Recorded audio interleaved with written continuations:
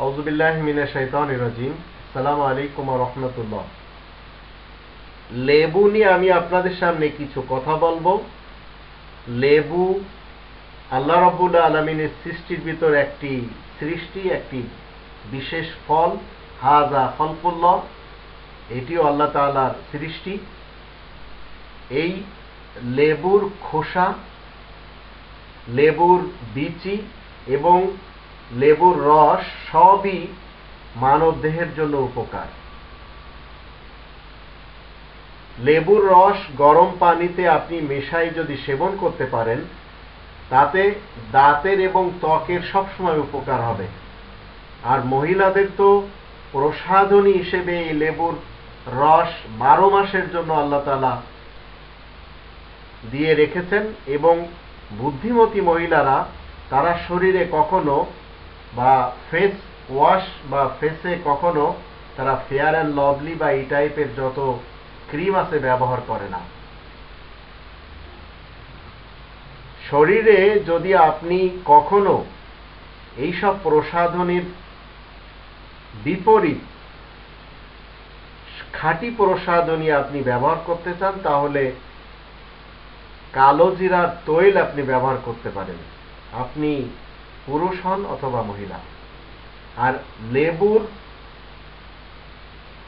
রস যদি আপনি গরম পানিতে মেশায়ে সেবন করতে পারেন, তাহলে আপনার ত্বকের উপকার হবে। এবং এই লেবু শরীরের বিষ সবসময় নির্মূল করার জন্য সহায়তা করে। এমনকি যদি প্রতিদিন একটি লেবু আপনি খেতে পারেন, তাহলে আপনার মোটাপা শরীর কমে যাবে যদি আপনি মোটা হন। আর শরীরের অম্লতার ভারসাম্য এই লেবু ফিরে আনে।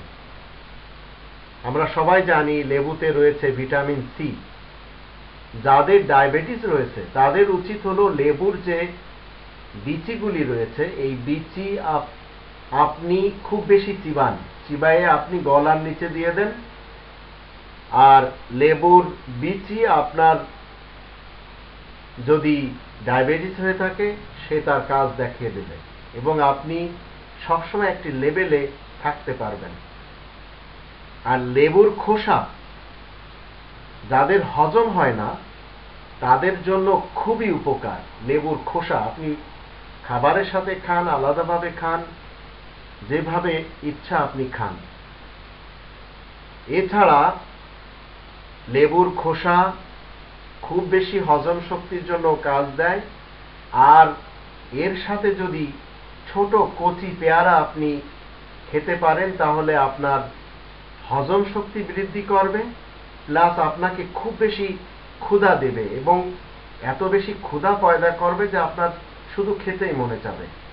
তো লেবুর খোসাতে এই ফায়দা রয়েছে, এমনকি ছোট কচি জালি পেয়ারাতেও।